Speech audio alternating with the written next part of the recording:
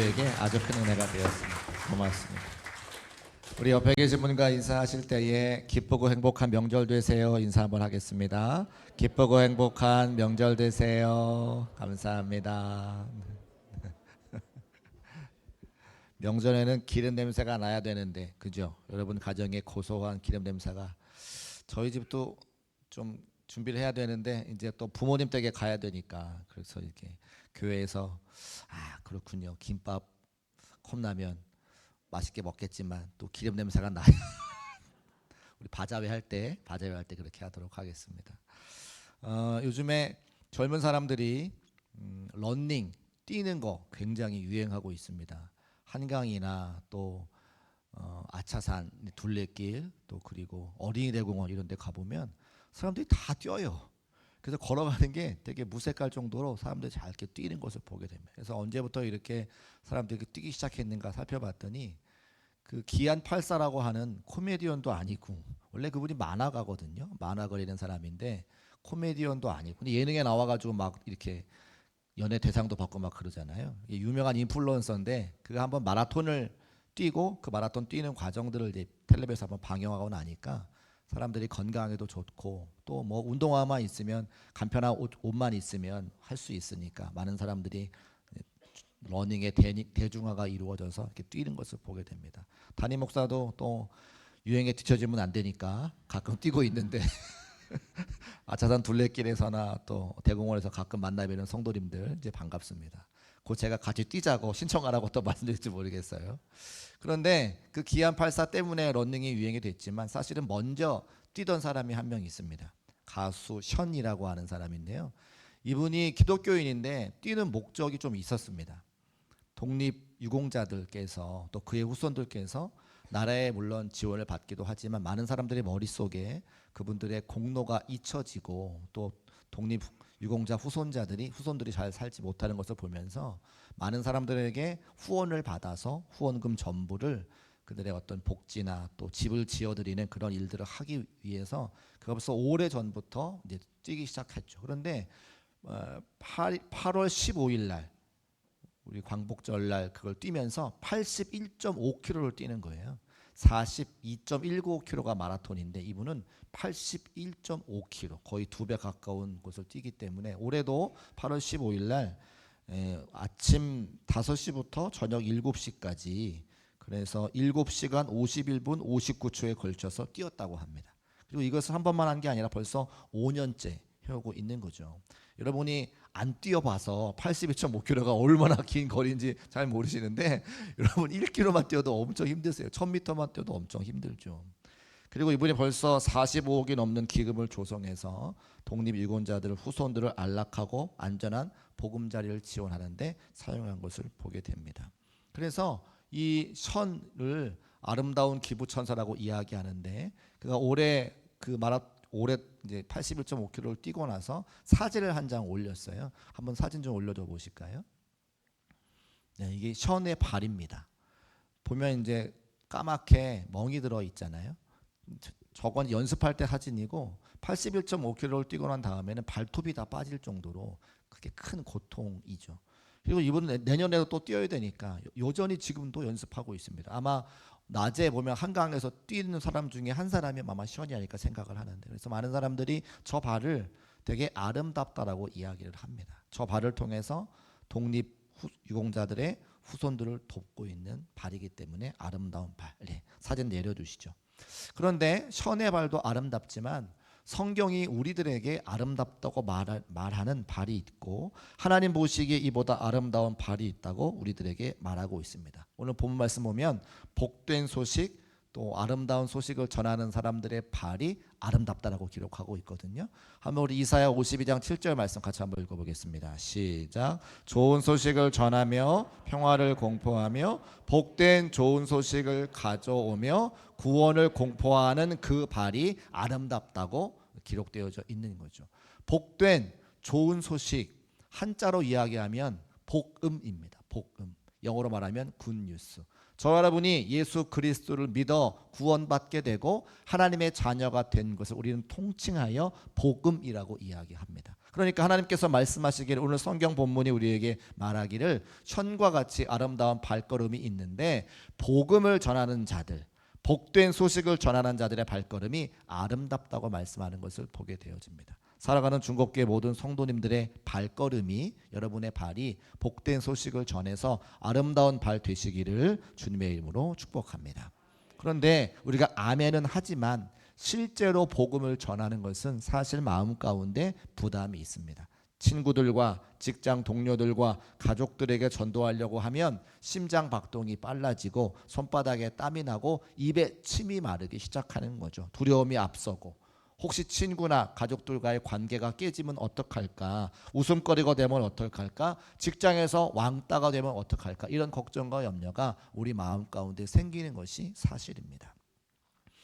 제가 집집마다 방문해서 똑똑똑 혹은 배를 누르고 하는 전도 방식이 있는데 축호 전도라고 하거든요. 뭐 제가 앞장서고 또 권사님 한 분 같이 따라오면서 집집마다 집을 방문하면서 똑똑똑 계세요 이렇게 하고, 아니면 아파트 같은 곳에서는 배를 띵동 띵동 누르면서 전도하는 것을 축호 전도라고 합니다. 사람이 나오면 복음을 증거하고, 아니면 사람이 없으면 그 문고리에다가 전도지를 꽂아놓고 보통 오곤 합니다. 어느 집에 방문했는데 배를 눌렀습니다. 배를 누르기 전에 우리 권사님께서 그 손잡이를 이렇게 붙잡고 간절하게 기도하는 모습을 제가 보게 됐어요. 그래서 무슨 기도의 내용으로 기도하셨는지 궁금한 마음이 드는 거예요. 권사님, 아까 문고리를 잡고 간절하게 기도하시던데 뭐라고 기도하셨어요? 얼굴이 갑자기 좀 달라지시더니 겸언쩍 하시면서 말씀을 안 하시는 거예요. 그래서 제가 또 궁금하니까, 권사님 아까 손잡이를 잡고 문고리를 잡고 간절하게 기도하셨잖아요. 아니 뭘로 기도하셨어요? 그랬더니 그제서야 겸언쩍은 표정으로 머리를 굴쩍굴쩍 긁으시면서, 목사님 배를 누르고 안에 아무도 없었으면 좋겠다 기도했어요. 이제 그런 말씀을 하시는 거예요. 사람이 나오면 복음을 전해야 되니까 제발 안에 아무도 없어라, 물거리에 그냥 전도지만 꼭꼭 올 수 있도록 했으면 좋겠다, 이제 그런 마음 가지고 기도하셨다는 거죠. 사실은 저도 같은 마음입니다. 똑똑똑 하거나 배를 누를 때에 안에 아무도 없었으면 좋겠다라고 하는 마음이 저한테도 있는 거죠. 어떤 목사님 글을 쓰셨는데, 저희가 목사 안수를 받기 전에 여러분들이 저희들을 호칭하는 호칭이 있습니다. 목사가 되기 전에 전도사라고 호칭을 하시죠. 근데 어떤 목사님께서 전도사라고 하는 호칭이 부담스러우셨대요. 왜일까요? 전도사가 뭐의 줄임말입니까? 전도 도사의 줄임말이에요. 그런데 신학교에서 전도를 가르쳐주지 않아요. 교회에서도 전도를 잘하지 않기 때문에 목사 안수 받기 전에 목사가 되기 위해 준비하는 전도사님들도 전도를 하는 경우는 잘 없습니다. 그런데 사람들이 나에게 전도도사라고 부르니까 그게 부담이 되더라는 거예요. 그래서 이 목사님께서 고백하시길, 목사 안수 받는 날이 너무나 기쁘고 즐거웠다. 왜요?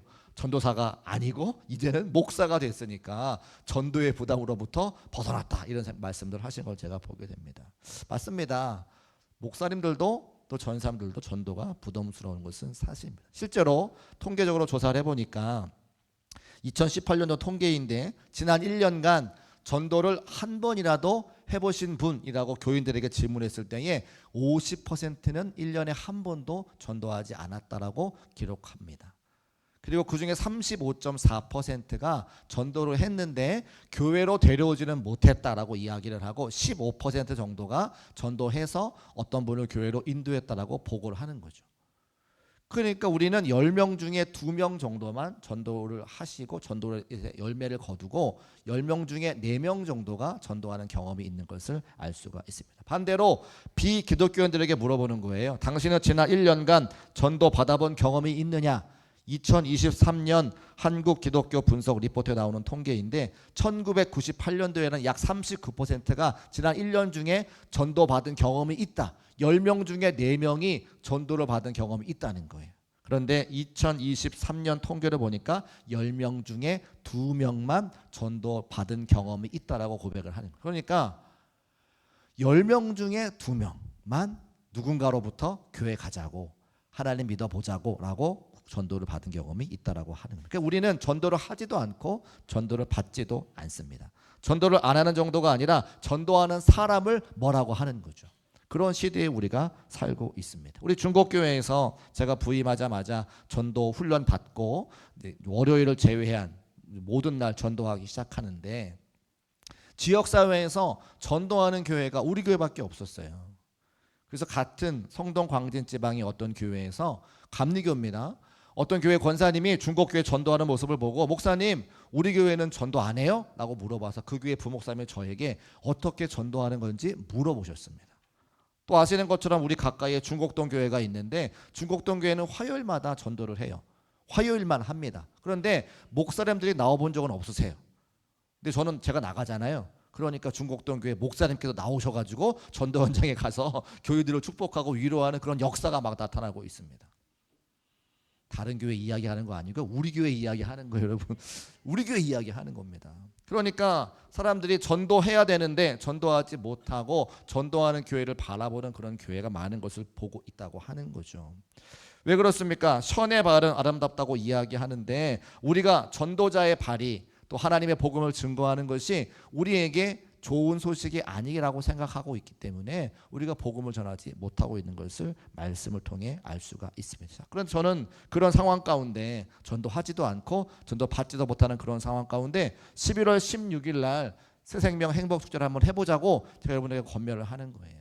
앞으로 이 행사는 매년마다 할 겁니다. 그리고 올해는 첫 번째이니까 다른 사람에게 복음을 전하는 것도 중요한데 내가 사랑하는 가족들, 내 사랑하는 남편, 내 사랑하는 아내, 내 사랑하는 부모님, 내 사랑하는 자녀들 혹시라도 믿음 생활 하지 못하고 또 방학하고 있다면 이번 기회를 통해서 그들에게 복음을 전하고 다시 믿음과 신앙 회복해서 함께 교회에 와서 신앙생활 할 수 있는 저와 여러분의 모든 가족들 되시기를 주님의 이름으로 축복합니다. 그래서 태신자를 작정하고 한번 전도해보자 제가 말씀을 전하는 겁니다. 우리가 왜 전도하지 못하느냐? 아주 쉽게 말씀을 드리면 우리가 좋은 소식을 잃어버렸기 때문에 그렇습니다.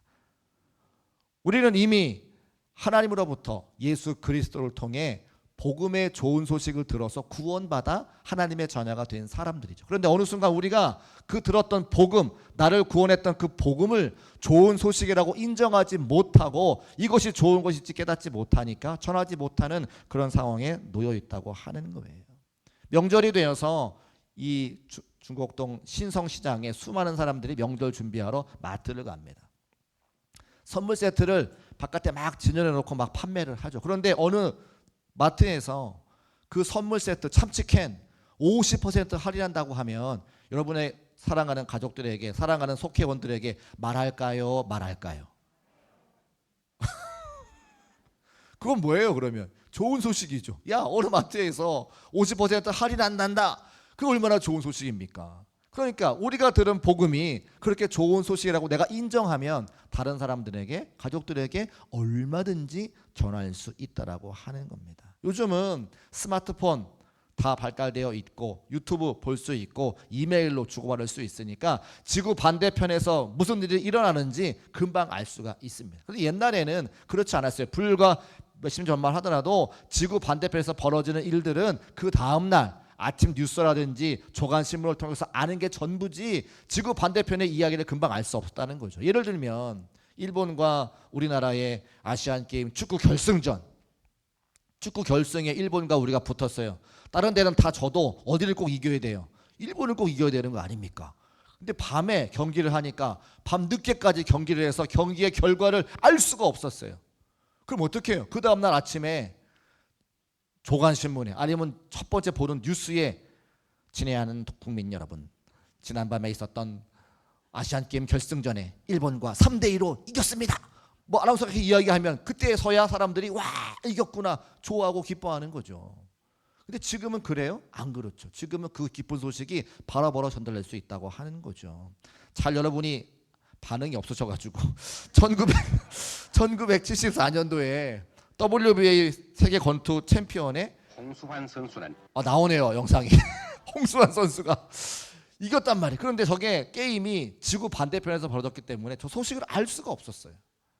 영상 한번 먼저 지난 보겠습니다. 7월 영상 3일 보고. 남아연방 더반시에서 가진 프로권투 세계 챔피언 아놀드 테일러 선수와의 경기에서 경기 일방적인 장면은 판정으로 봐도 제압했습니다. 짜릿해요. 저 때는 이날 정말 경기에서 원양어선 홍수환 선수는 선원 분들 때문에 15회전을 통해 막 없던 일들이 1회와 나왔어요. 5회, 막 참치 잡으러 가신 분들. 그럼요. 15회에서 그때 우리나라 배가 얼마나 작았는 줄 아세요? 심판 전원 일치의 판정으로 승리를 거두어 새로운 세계 챔피언이 됐습니다. 우리가 이 상대 얼굴이 선수까지 홍 기억을 갑니다. 선수에게 이름도 세계 아는 것도. 선수를 네. 대표하는 네. 테일러 선수입니다.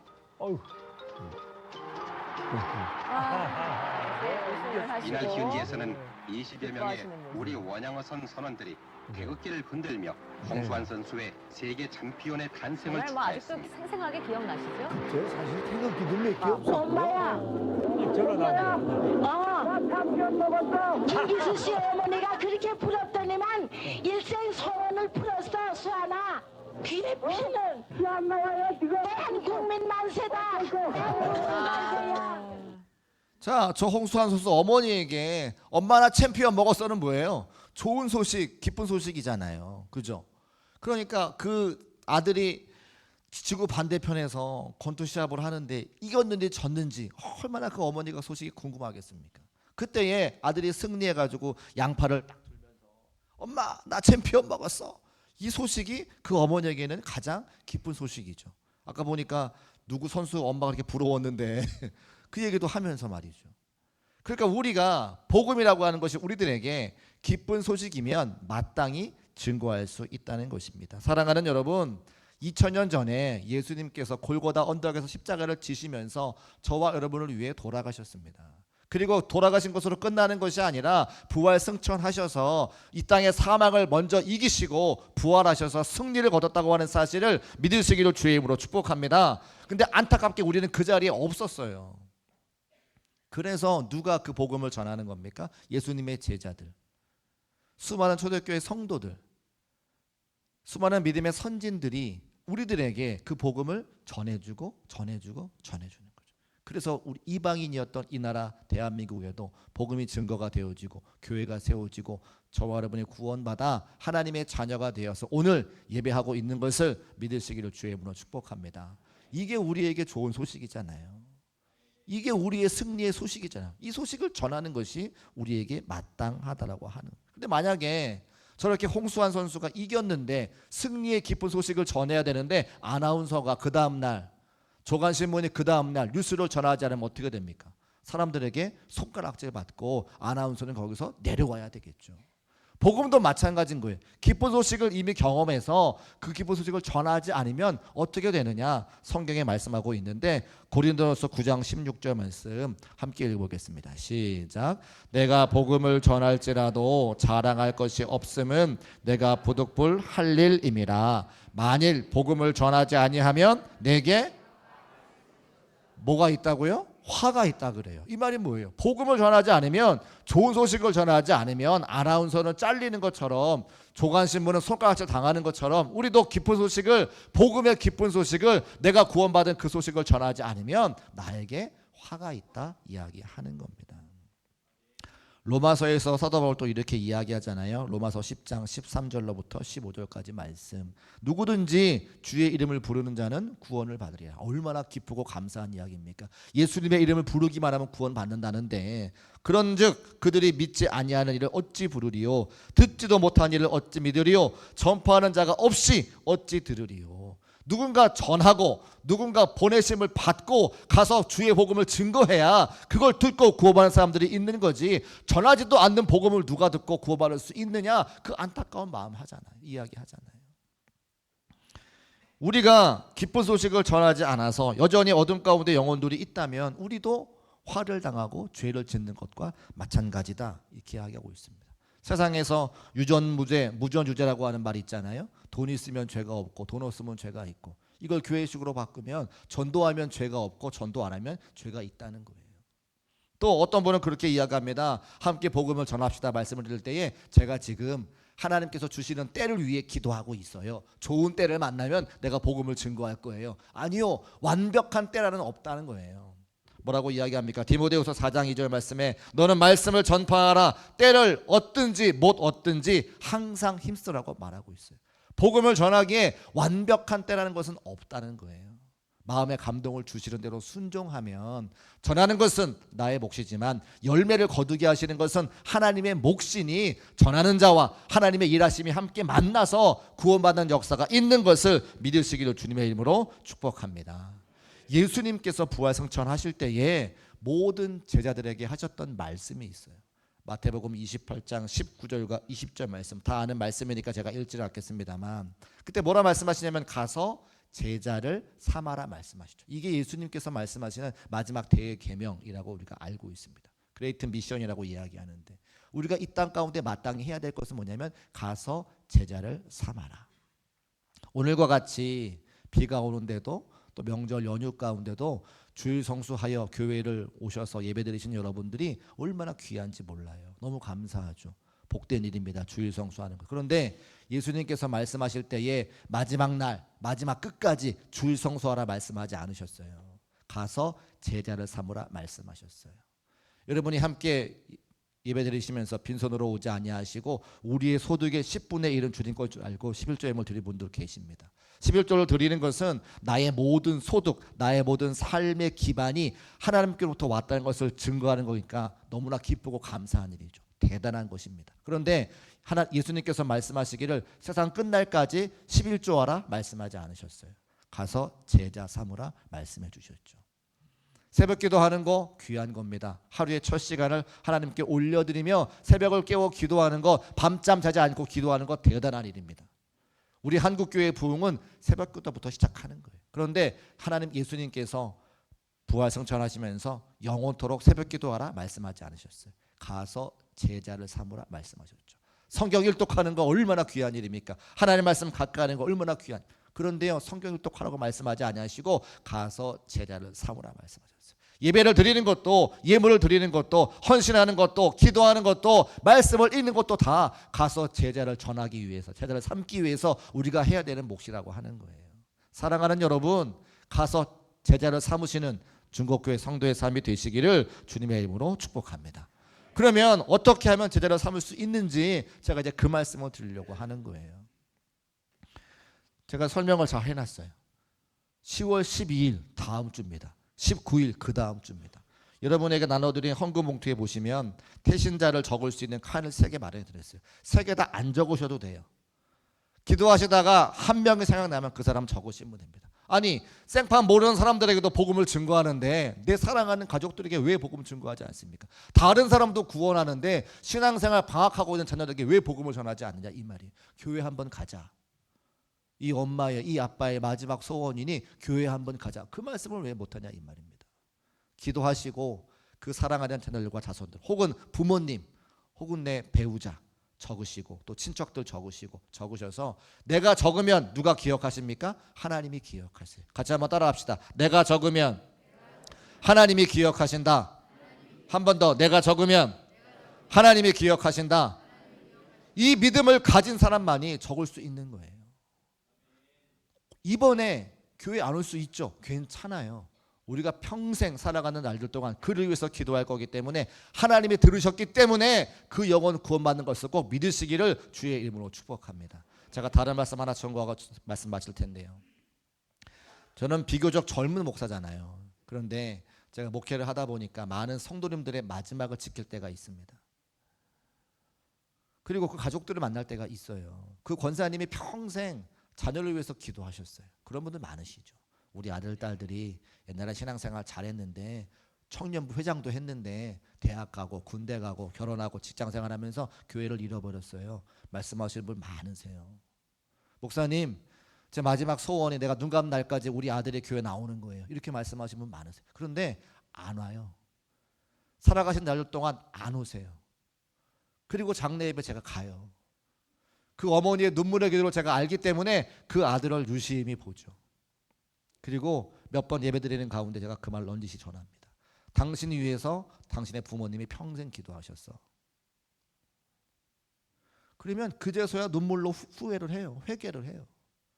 그리고 그 다음에 교회 와서 그때부터 신앙생활 시작하는데 어머니만큼 훌륭하게 신앙생활을 합니다. 여러분, 언젠가 우리의 생명이 마치는 그날이 반드시 올 텐데 우리가 무엇을 유산으로 남길 수가 있겠습니까? 사랑하는 자녀들이 나보다 더 훌륭하게 믿음 생활 잘하는 게 우리 모두의 소원 아니에요? 그럼 그때를 위해 준비해야죠. 뭘 준비하겠습니까? 기도로 준비하고 이름 적어 올리고 하나님께서 기억하시도록 기도하고, 그것을 위해서 기도하지 않는 성도들이 많은 걸 볼 때마다 여기 서 있는 목회자의 마음은 너무나 안타까운 거예요. 누가 저 아들을 위해서 기도할 것인가? 누가 저 딸을 위해서 기도할 것인가? 누가 저 자녀들을 위해서 기도할 것인가? 여러분이 아니고선 누가 기도하겠습니까? 태신자를 작정할 때에 다른 사람도 구원하는데 내 사랑하는 부모님, 내 사랑하는 배우자, 내 사랑하는 자녀를 먼저 생각하고 이름 올려놓고 기도할 수 있는 우리 모두가 되시기를 주의 이름으로 축복합니다. 이름 적어놓고 기도하면 사람을 보내주시건 안 보내주시건 구원하고 안 구원하시건 하나님 책임이에요. 그런데 우리는 그 이름 적지도 않아가지고 하나님의 구원의 그 계획을 놓쳐볼 때가 얼마나 많아요. 이 연사 간절히 여러분에게 외칩니다. 꼭 태신자 작정하셔서 함께 올려드리고 함께 기도하고 하나님의 역사를 바라볼 수 있는 중국계 모든 성도의 삶이 되시기를 주의 이름으로 축복합니다.